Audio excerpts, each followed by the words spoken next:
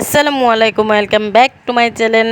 এফকে ফারিয়ার পক্ষ থেকে আরও একবার স্বাগতম নতুন একটা ব্লগ নিয়ে আবারও চলে আসলাম। তো এই জায়গাটা কে কে চিনো আমাকে জলদি জলদি কমেন্টে জানাও যে কে কে এই জায়গাটা চিনো বা কে কে আসছো, তারা আমাকে কমেন্টে জানাবা, তাদের সাথে আমি যোগাযোগ করতে পারি। তো আমরা ঘুরতে আসছিলাম, তো ঘোরার সময় দেখি এখানে ফুচকা, তো আমরা একটু দাঁড়িয়ে গেলাম যে ফুচকা খাওয়ার জন্য।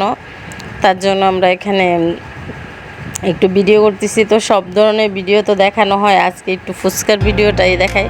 তো এখানে কয়েকটা ফ্লেভারের ফুচকা যে টক ছিল, তো এনে দই টক, তারপর লেবু টক, নাগা টক, পুদিনা টক, তেঁতুল টক, মিষ্টি টক, তো এরকম 6 পদের টক ছিল।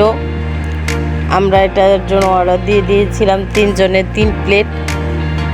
তো সেটাই আমরা অপেক্ষা করছিলাম যে কখন আমাদের দিবে আর কখন আমরা টেস্ট করে দেখব কেমন লাগে। তো এই তো আমরা অপেক্ষায় বসে আছি যে কখন ফুচকাগুলো একদম কমপ্লিট হয়ে যাবে।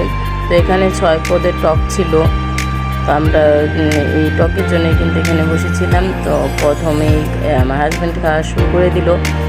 এইখানে প্রথমে দই টক খাওয়া হলো, তো দই টকটা ভালোই ছিল, খারাপ না। কিন্তু এইখানে হচ্ছে ফুচকা থেকে টকের স্পেশালি বেশি ভালো। ফুচকা এমনিতে নর্মালি ছিল, বেশি একটা ভালো লাগে নাই। আর এমনিতে যে আমরা ফুচকাগুলো খাই ওইগুলো বেশি টেস্ট এগুলো থেকে। তারপর টকের জন্য আর কি স্পেশালি, আর এটা ছিল পুদিনা পাতার টক। তো দেখতে থাকো আর আমার চ্যানেলের সঙ্গে থাকো। আল্লাহ হাফেজ।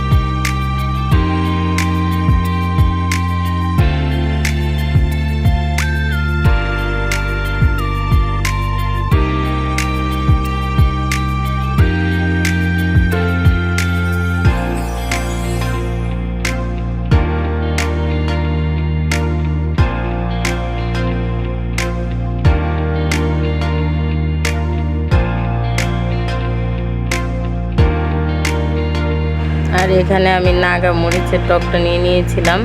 তো নাগা মরিচের টকটা কিন্তু খেতে অনেক ভালো লাগছিল আমার কাছে। সব টকের থেকে নাগা টকটাই বেশি ভালো লাগছে। আর যারা ঝাল খেতে পছন্দ করেন তারা এই নাগাটা খাবেন। আর এখানে টক মিষ্টি খেয়ে নিয়েছিলাম। তারপর